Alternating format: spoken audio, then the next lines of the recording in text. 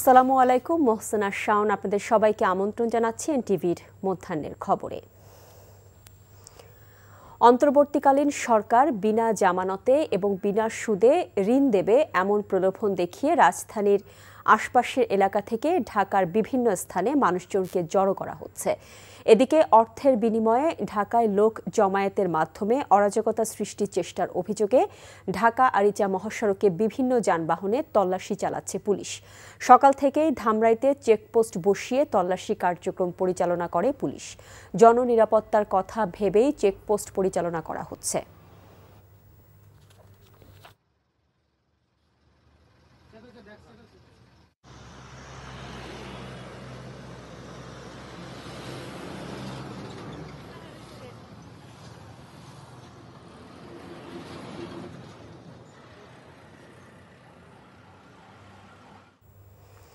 এই মুহূর্তে শাহবাগে আছেন আমাদের স্টাফ করেসপন্ডেন্ট নূর হোসেন। আমরা এখন টেলিফোনে সরাসরি যুক্ত হচ্ছি তার সাথে।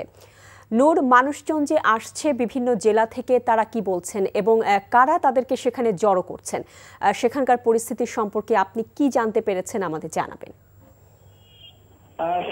সকাল থেকে ঢাকা বিশ্ববিদ্যালয়, শাহবাগ এবং ঢাকা বিশ্ববিদ্যালয়ের যে আশপাশের এলাকা রয়েছে, এই এলাকাগুলোতে বাংলাদেশের বিভিন্ন জায়গা থেকে, বিভিন্ন জেলা থেকে বিভিন্ন বাসে, মাইক্রো বাসে করে লোকজন জমায়েত করা হচ্ছে, আনা হচ্ছে। এইরকম এই ঘটনা একেবারে ভোর থেকে শুরু হয়েছে।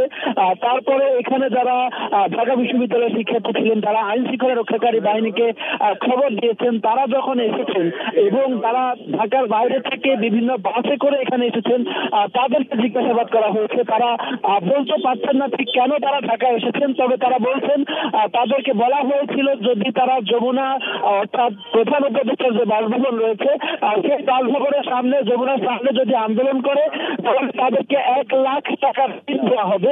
এই ঋণ তারা আজকে পরবর্তী সময়ে পরিশোধ করবে।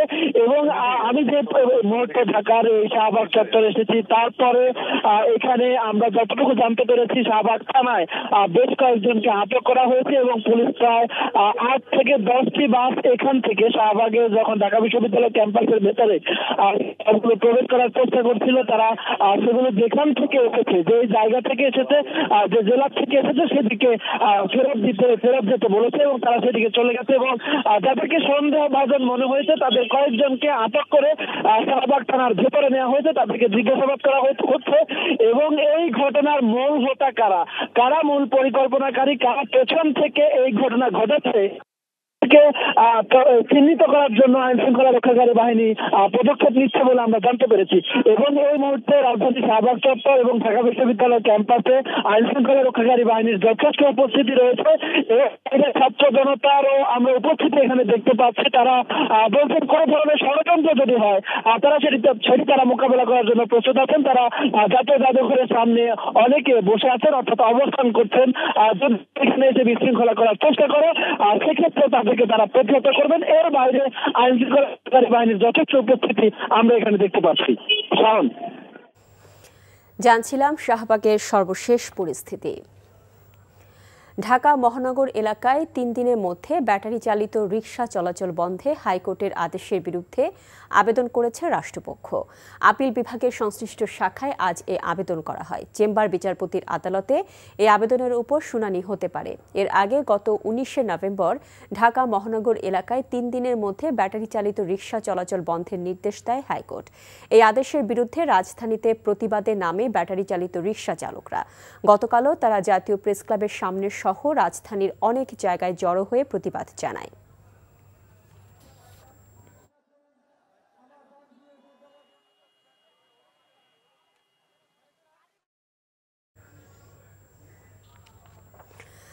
আন্দোলনরত ব্যাটারি চালিত রিকশা চালকদের সাথে বৈঠকে বসেছেন ডিএমপি কমিশনার। কিছুক্ষণ আগে ডিএমপি সদর দপ্তরে এই বৈঠক শুরু হয়। এই মুহূর্তে ডিএমপি সদর দপ্তরে আছেন আমাদের সহকর্মী নাহিদ প্রিন্স। আমরা সরাসরি টেলিফোনে যুক্ত হচ্ছি তার সাথে। নাহিদ, ব্যাটারি চালিত রিকশা চালকদের সাথে বৈঠকে কি কোনো সিদ্ধান্ত হয়েছে?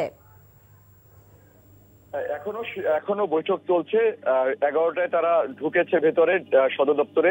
ডিএমপি কমিশনার ডিএমপি কমিশনারের সাথে ইতিমধ্যে তারা বৈঠকে বসেছে, আলোচনা চলছে ভেতরে, কিন্তু এখনো সিদ্ধান্ত আসেনি যে কি হতে চলছে। তবে সবাই সবার যৌক্তিকতা তুলে ধরছে। তারা চাচ্ছে যে তাদের যে 12 দফা দাবি ছিল রিক্সা চালকদের, যে রুট পারমিট ঠিক করা, তাদের লাইসেন্স প্রদান করা, তাদের যে যত নিয়ম কানুন আছে সব কিছু মেনে তারা মূলত তাদের রিক্সা চালাতে তারা চায়, সেটি তারা বলছিলেন বারবার, তাদের যৌক্তিকতা তুলে ধরেছেন। আমরা কিছুক্ষণ আগে ভেতরে ছিলাম এবং ডিএমপি কমিশনার সহ এখানে যারা রমনা এবং আশপাশে যারা বিভাগের দায়িত্বে যারা রয়েছেন, জোনের দায়িত্বে যারা রয়েছেন, ডিসি, তারাও কিন্তু সেই মিটিং এ উপস্থিত আছেন। তারা বিষয়গুলো পর্যালোচনা করছেন এবং শুনছেন তারা কি বোঝাতে চাচ্ছেন, কি বলতে চাচ্ছেন।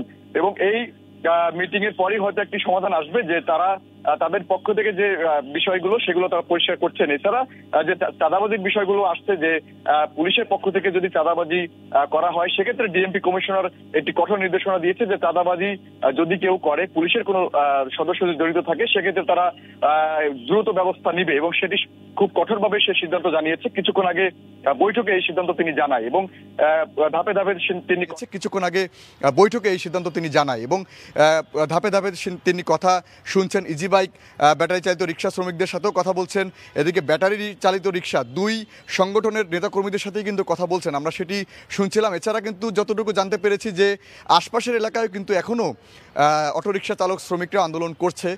তবে সেই বৈঠকের পরে কি হচ্ছে না হচ্ছে সব কিছু কিন্তু বোঝা যাবে যে সেই সিদ্ধান্তে কি আসবে। তবে তারা যেটি বলছেন যে চাঁদাবাজি কমাতে হবে এবং তাদের যে রুট পারমিট সেটি নির্ধারণ করতে হবে এবং যে তাদের যে চার্জিং পয়েন্টগুলো রয়েছে সেগুলো যেন সঠিকভাবে সমাধান করা হয়। তো সব কিছু মিলিয়ে কিন্তু ডিএমপি সদর দপ্তরে 11টার পর থেকেই এই আলোচনা শুরু হয়েছে। তারা যে 5 দিন ধরে ঢাকার বিভিন্ন এলাকায় আন্দোলন সমাবেশ এবং বিক্ষোভ সমাবেশ করেছে, গতকালকে গণ আন্দোলনও করেছে তারা। তো সেই গণ আন্দোলনের ফলে এই যে 5 দিন সড়কের বিভিন্ন বিশৃঙ্খলার সৃষ্টি, সেই সব কিছু রোধে কিন্তু মূলত আজকে সেই ডিএমপি কমিশনার সাথে তারা বৈঠকে বসেছেন এবং ডিএমপি কমিশনার কিন্তু নতুন সাথে কিন্তু তারা মূলত আজকে মিটিং করছেন এই সদর দপ্তরে। শেষের কি অবস্থা সেটি কিন্তু আমরা আপনাদেরকে কিছুক্ষণ পরে জানাতে পারবো। তবে এক একে করে কথা তারা শুনছেন যে ভেতরের তাদের ভেতরে কি দাবি রয়েছে, তারা আসলে মূলত কি চায়, তারা কোন কোন রুটে তারা গাড়ি চালাতে চায়, তারা সড়কে উঠবে কিনা বা তারা গলির ভিতরে গাড়ি চালাবে কিনা, এই সবকিছু কিন্তু তারা শুনছেন এবং চাঁদাবাজির বন্ধের বিষয়ে তারা আলোচনা করছেন। সে সব কিছু যেন বন্ধ হয় সেই নিয়েও কিন্তু কথা হচ্ছে। তো 5 দিনের যে আন্দোলন তাদের ছিল, সে আন্দোলনের নানা বিশৃঙ্খলার সৃষ্টি হয়েছে। পুলিশদের সাথে রিক্সা শ্রমিকদের সাথেও কিন্তু একটি বিশৃঙ্খলার ঘটনা ঘটেছে। মহাখালীতে আমরা দেখেছিলাম এবং সেই কারণে ট্রেনও বন্ধ ছিল। শাহবাগে আন্দোলন ছিল, প্রেস ক্লাবে কিন্তু গতকালকে সমাবেশে কিন্তু পুরো রাস্তা ব্লক ছিল। তো সবকিছু নিরসনের জন্যই কিন্তু আজকের এই বৈঠক, আজকের এই সমাধান। তবে মূল সমাধান আসবে হাইকোর্ট থেকে, সুপ্রিম কোর্ট থেকে, তারা যেটি বলছেন। তবে আইন শৃঙ্খলা বাহিনীর সদর দপ্তর থেকে যেটি জানানো হয়েছে যে আইন কানুনের বিষয় যত বিষয় রয়েছে, বিআরটি হতে শুরু করে সব বিষয় তা ডিএমপি দেখছেন এবং পুলিশের পক্ষ থেকে তার সিদ্ধান্ত নেওয়া হয়েছে। তো ডিএমপি কার্যালয় কিন্তু এখনো মিটিং চলছে, দুই গ্রুপের সাথেই কিন্তু মূলত মিটিং, সেই আলোচনা চলছে। বৈঠক এখনো শেষ হয়নি। বৈঠকের পরে সিদ্ধান্ত আসবে যে আগামীকাল থেকে মূলত কি ধরনের তারা আন্দোলন করবে কিনা বা কালকে থেকে তারা আসলে জানছিলাম ব্যাটারি চালিত রিকশা চালকদের সাথে বৈঠকের খবর। ভূমিদস্যুদের বিরুদ্ধে রাজুকের তেমন কোনো কার্যকর পদক্ষেপ না থাকায় জমি ভরাট করা যাচ্ছে না বলে মন্তব্য করেছেন বন, পরিবেশ ও জলবায়ু পরিবর্তন বিষয়ক উপদেষ্টা সৈয়দা রিজওয়ানা হাসান। এজন্য পরিবেশ বিনষ্টকারী কোনো প্রকল্প বাস্তবায়নে রাজুকের কার্যক্রম স্বচ্ছ ও জনকল্যাণমুখী করার আহ্বান জানিয়েছেন তিনি। সকালে বাংলাদেশ প্রকৌশল বিশ্ববিদ্যালয় বুয়েটে আয়োজিত এক সেমিনারে এসব কথা বলেন তিনি। পরিবহন মালিকদের দৌরাত্ম্যের কারণে নানা সময় পদক্ষেপ নেওয়া হলেও রাজধানীর পরিবহন ব্যবস্থার পরিবর্তন করা সম্ভব হচ্ছে না বলেও মন্তব্য করেন উপদেষ্টা। ফিটনেসবিহীন বাস সড়ক থেকে সরিয়ে নিতে পরিবহন মালিকদের সহজ শর্তে ঋণ দেওয়ার প্রস্তাবনার কথাও তিনি বলেন। পরিবেশ বা জলাশয়ের ক্ষতি সাধন না করে উন্নয়ন করার আহ্বান জানান রিজওয়ানা। প্রাকৃতিক বন রক্ষায় বন বিভাগের তদারকির অভাব রয়েছে বলেও মনে করেন পরিবেশ উপদেষ্টা। আইনে বলা আছে জলাশয়, আপনি এটাকে আর্ধেক ভাগ করবেন সাধারণ, আর্ধেক ভাগ করবেন মুখ্য, তারপরে সাধারণের সব কাজই করতে দেবেন, তাহলে আর জলাশয় আইন রাখার তো কোনো দরকার নেই। লেট আস টেক পজিশনস, জলাশয় আইনটা বাতিল করে দেন, বলেন যে আপনারা ওটা বাস্তবায়ন করতে পারবেন না, আর যদি রাখেন তাহলে আইনকে বাইপাস করে রাজুক যেন প্ল্যানটা না করে। এটা আপনাদেরকে বহুবার বলেছি। এখন হয়তো জানি না আবারও আপনাদের বিরুদ্ধে আদালতে দাঁড়াতে হবে কিনা। তবে আপনাদের সুবিধা হলো আইন আদালত যাই বলুক, আপনারা তো আর কারো কথা শোনেন না। আপনারা নিজেদের যা মনে চায় এবং ভূমিদস্যুরা যা বলে সেই মোতাবেকই আপনাদের কর্মকাণ্ড পরিচালনা করেন। টানা 6 দিন আন্দোলন শেষে বেক্সিমকো ইন্ডাস্ট্রিয়াল পার্কের শ্রমিকরা চন্দ্রা নবীনগর মহাসড়ক আজ আবারও অবরোধে নেমেছে। শিল্প পুলিশ জানায় গতকাল সন্ধ্যায় 4 ঘণ্টা মহাসড়ক অবরোধ শেষে রাতে মহাসড়ক ছেড়ে যায়। আজ সকাল 9টা থেকে পুনরায় চন্দ্রা নবীনগর মহাসড়কের চক্রবর্তীতে অবরোধ করেছে শ্রমিকরা। অক্টোবর মাসের বেতনের দাবিতে ফের সড়কে নেমেছে বেক্সিমকো ইন্ডাস্ট্রিয়াল পার্কের শ্রমিকরা। দাবি আদায় না হওয়া পর্যন্ত সড়ক ছেড়ে যাবে না বলে ঘোষণা শ্রমিকদের। এতে ওই রুটে স্বাভাবিক যান চলাচল ব্যাহত হচ্ছে। উত্তরবঙ্গের দূরপাল্লার যানবাহন ঢাকা টাঙ্গাইল মহাসড়কের গাজীপুর এবং কালিয়াকৈর থেকে ধামরাই আঞ্চলিক সড়ক দিয়ে রাজধানীর সাথে যোগাযোগ অব্যাহত রেখেছে। এ বিষয়ে জানতে এখন যাচ্ছি বেনাপোল স্থলবন্দরে। সেখানে আছেন আমাদের স্থানীয় প্রতিনিধি মহসিন মিলন।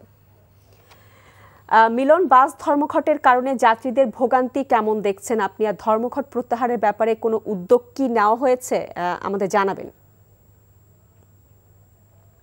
আসলে গত 3 দিনের টানা পরিবহন দূরপাল্লার পরিবহন ধর্মঘটের কারণে ভারত গমনাগমনকারী পাসপোর্ট যাত্রীরা দুর্ভোগে পড়েছে এবং বেনাপোল বন্দরের স্থল বন্দরের পাশে প্রায় 30 কোটি টাকা ব্যয়ে যে বন্দর টার্মিনালটি নির্মাণ করা হয়েছিল যাত্রীদের জন্য, সেই পরিবহন টার্মিনাল থেকে যাত্রীদের বা পরিবহন টার্মিনালটি পুনরায় 2 কিলোমিটার দূরে বেনাপোল পৌর টার্মিনালে অবস্থান করায় প্রতিবাদে বেনাপোল পরিবহন দূরপাল্লা পরিবহন বাস মালিক শ্রমিক ইউনিয়ন অনির্দিষ্টকালের এই ধর্মঘটের ডাক দেয়।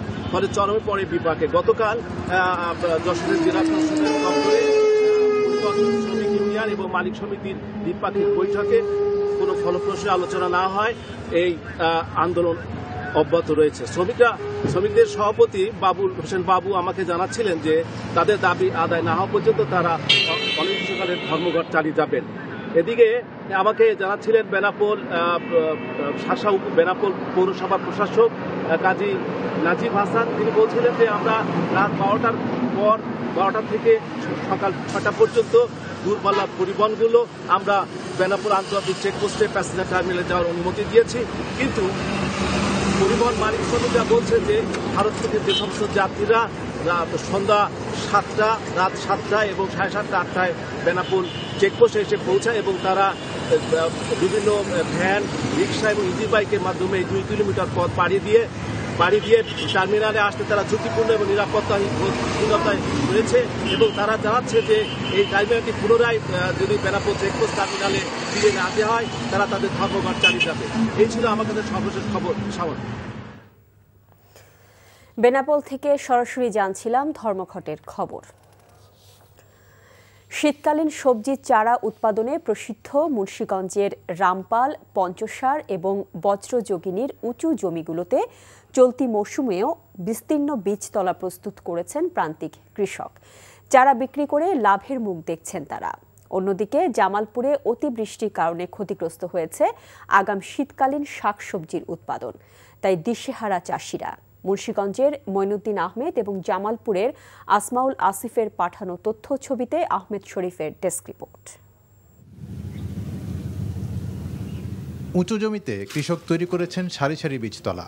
যত্ন সহকারে সেখানে উৎপাদন করেছেন ফুলকপি, বাঁধাকপি, লাউ, টমেটো, ব্রোকলি, বেগুনের মতো শীতকালীন সবজির চারা। মৌসুমের শুরুতে মুন্সিগঞ্জের জমিগুলোতে অতিবৃষ্টির কারণে চারার চাহিদা কিছুটা কম থাকলেও এখন চাহিদা বেড়েছে। বিক্রি করে ভালো দামও পাওয়া যাচ্ছে। আমি বেচছি 15-2 লক্ষ টাকা, ফির আবার বান্ধিছি 1,30,000 টাকা দানাই না, সেটা বেচে ঘরে গেলে আমার লাভবান।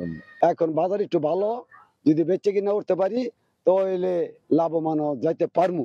এ অঞ্চলে বীজতলায় উৎপাদিত চারার গুণগত মান অক্ষুণ্ণ রাখতে এবং অতিরিক্ত রোদ বৃষ্টি থেকে রক্ষায় বীজতলা ছাউনি দিয়ে ঢেকে রাখেন কৃষক। এ কারণে দেশের দূর দূরান্তের জেলার কৃষক মুন্সিগঞ্জের বীজতলা থেকে শীতকালীন সবজির চারা সংগ্রহ করতে আসেন। মুন্সিগঞ্জ সারা বাংলাদেশের মধ্যে এই জায়গা থেকে চারা নিতে হয়। বীজ তৈরি করি, কাঁচামরিচ, টমেটো, কালা বেগুন, পাতাকপি, ফুলকপি। আমাদের এই বছরে 3 হেক্টর জমিতে শীতকালীন বিভিন্ন শাকসবজির চারা উৎপাদন করা হয়েছে এবং অত্যন্ত আশার কথা হচ্ছে যে এই চারাগুলো আসলে আশেপাশের প্রায় 20টা জেলায় কিন্তু আমরা বিতরণ করার চেষ্টা করছি। যমুনা ব্রহ্মপুত্র বেষ্টিত জামালপুরের বিস্তীর্ণ চরাঞ্চলে স্থানীয় কৃষকরা প্রতি বছরই বিভিন্ন আগাম শীতকালীন শাকসবজি চাষ করে থাকেন, কিন্তু ভারী বৃষ্টিপাতের কারণে অনেক শাকসবজি ও ফসলি ক্ষেত নষ্ট হয়ে যাওয়ায় আশঙ্কাজনক হারে কমেছে উৎপাদন। ফসলে বিভিন্ন পোকামাকড় ও রোগবালাইও দেখা দিয়েছে। উৎপাদন কম হওয়ায় খরচ পুষিয়ে লাভের মুখ দেখছেন না চরাঞ্চলের প্রান্তিক কৃষক। আমাদের যেখানে ফলন হইতো 10 মুন, এখানে ফলন আছে বিঘাতে 2 মুন। ক্ষেতের আবহাওয়া ভালো ছিল না কারণে গাছ এবার মারা গেছে, ক্ষেত ফলন কম হয়ে গেছে। এবছর বৈরী আবহাওয়ায় আগাম সবজি চাষিরা কিছুটা ক্ষতির সম্মুখীন হয়েছিলেন। এই ক্ষতি পুষিয়ে নেওয়ার জন্য কৃষি বিভাগের কর্মকর্তাগণ কৃষকের পাশে থেকে নিয়মিত পরামর্শ প্রদান করে যাচ্ছেন। জামালপুর জেলায় চলতি বছর 17,250 হেক্টর জমিতে সবজি চাষের লক্ষ্যমাত্রা থাকলেও চাষ হয়েছে 13,525 হেক্টর জমিতে। আহমেদ শরীফ, এনটিভি নিউজ ডেস্ক। এই ছিল মধ্যাহ্নের খবরে। এই খবরের ভিডিও সহ আপডেট জানতে ভিজিট করুন এনটিভি অনলাইন www.ntvbd.com। এছাড়াও এনটিভির জনপ্রিয় সব অনুষ্ঠান ও খবরের আপডেট জানতে ভিজিট করুন আমাদের ইউটিউব ও ভেরিফাইড ফেসবুক পেজ। 2টায় দুপুরের খবর দেখার আমন্ত্রণ রইল। এতক্ষণ সাথে থাকার জন্য সবাইকে ধন্যবাদ।